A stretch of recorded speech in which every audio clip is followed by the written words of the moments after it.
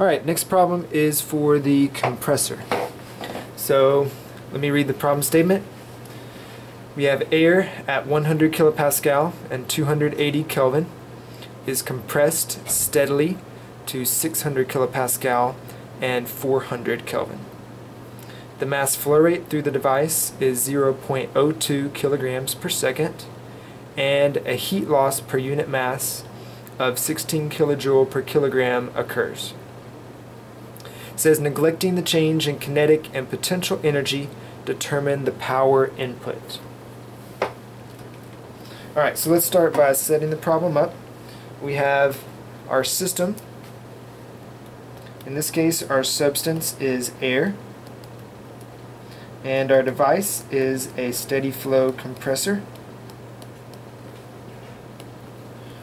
Air is something that we model as an idle gas, and a compressor is an open system.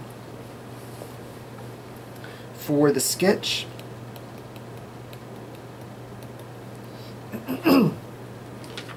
what we want to do is just kind of sketch a general compressor.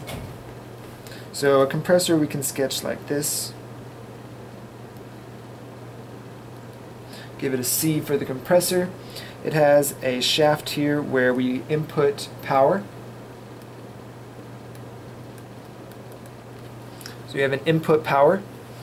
And then for the inlet to the compressor, at the inlet we're given properties 100 kilopascal temperature and pressure at the inlet.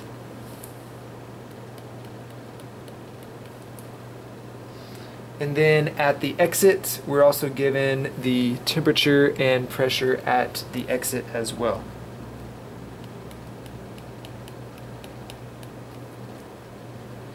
Then one more thing is we're told that there's a heat loss per unit mass out of the compressor. Alright, so the heat loss, we have a Q, little q for per unit mass out. Alright, so this is our sketch. It's just an engineering sketch showing properties at the inlet that we're given, properties at the exit that we're given, and then things like power and heat transfer if they are there.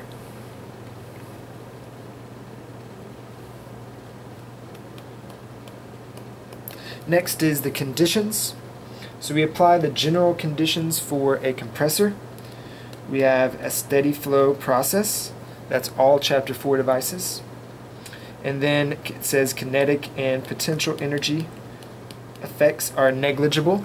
So that is our typical assumption for a compressor as well. Also a typical assumption for a compressor is that it's adiabatic. But in this case, it gives us a heat loss in the compressor, so we have to account for that in the first law. We cannot assume that it's adiabatic.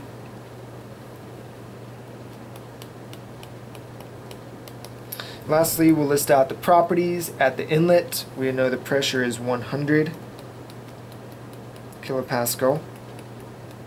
At the inlet, the temperature is 280 Kelvin. At the outlet, our pressure is 600 kilopascal. So the purpose of a compressor is to raise the pressure. We raise the pressure from 100 to 600 kilopascal. Also, the outlet temperature is 400 Kelvin.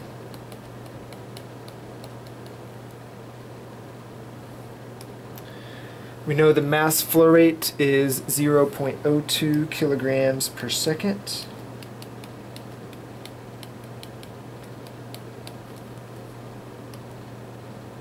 And the heat loss, Q out, is 16 kilojoule per kilogram.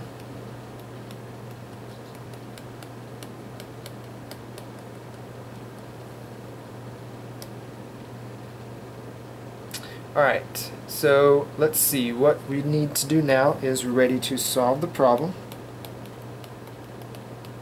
And it's basically asking us only for one thing. It says, determine the power input.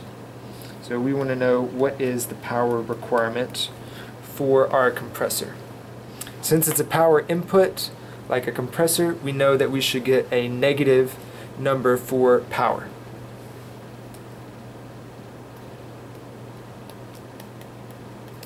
Alright, let's apply our two main equations. We got the mass balance. Compressor is a single stream device, one inlet, one exit. So the mass balance says m.1 is equal to m.2, or we have a constant rate of mass flow through the device. And we're given that value, so there's not really anything we need to do with the mass balance. For the energy balance, we write our equation first thing.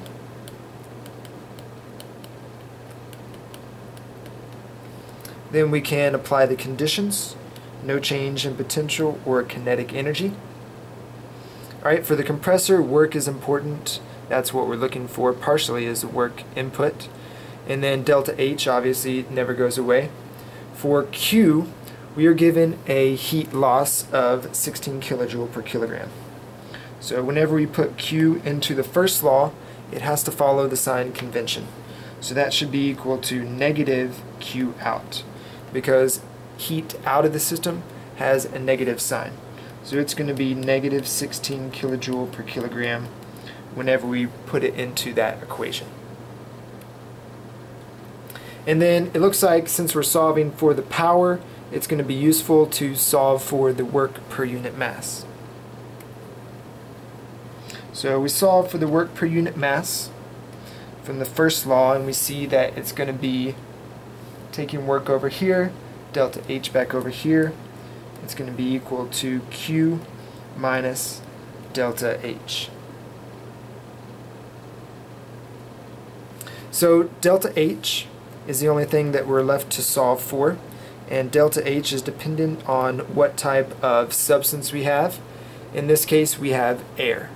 So for air as the substance, that's an idle gas, we calculate delta H as C sub P delta T. So we can write this as Q minus C sub P times T2 minus T1. For this problem, it turns out that we are given both temperature T2 and T1. So the only thing unknown in this equation is the specific heat. So we want to do average specific heat between T1 and T2. So we look up specific heat at T1 for air, specific heat at T2, take the average. So let's go ahead and start doing that. We're going to look up specific heat for air at a temperature T1, which is 280. Go to the end of our tables. Here's the idle gas specific heats. C sub P for air at 280, we're going to have to interpolate between 250 and 300.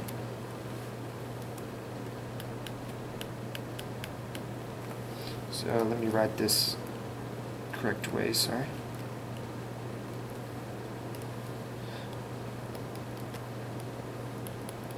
So C sub P at T1, we're going to have to interpolate here between 250 and 300 at 280. At 250 we have 1.003, 300 1.005.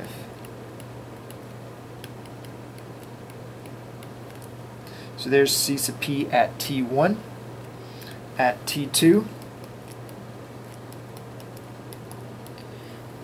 C sub P at T2. T2 is 400 Kelvin.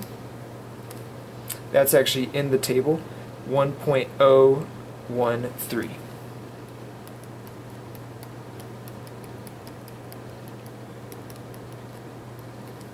So let's bring up the calculator.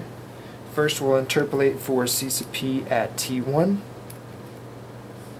I have here interpolation between 250 and 300 at 280, 1.003 and 1.005.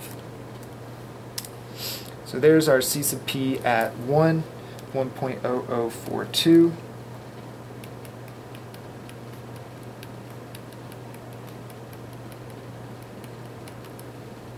That means our C sub P average is going to be equal to the average between C sub P at T1 and C sub P at T2, 1.013. Divide that by 2. Here's our C sub P that we're using, 1.0086. So last thing we do is we calculate the work per unit mass. It's going to be equal to Q, which was negative 16 kilojoule per kilogram, and then minus delta H was C sub P delta T. So our C sub P looks like 1.0086 kilojoule per kilogram times Kelvin. Multiply that by delta T, so T2 minus T1, 400 minus 280 is 120 Kelvin. So here the Kelvin cancels, and both of our units are in kilojoule per kilogram, which is what we want. So the work is equal to negative 16 minus C sub P times 120. So our work per unit mass is negative 137. That's in kilojoule per kilogram. It's negative because it's an input work. And then for a single stream system, there's a relationship between the power and the work per unit mass. We saw this with the turbine problem. The power is equal to the mass flow times the work per unit mass. So in this case, our power input is going to be mass flow rate was equal to 0.02, and we multiply that by the work per unit mass. That gives us a power of negative 2.74 kilowatt. So our units here, if we look at the units, mass flow rate is in kilograms per second. Work per unit mass is in kilojoule per kilogram. So we cancel off the kilogram, we're left with kilojoule per second, which is a kilowatt. So the units work out correctly. We get a negative power because it's a compressor, meaning there is an input work per unit mass and an input power.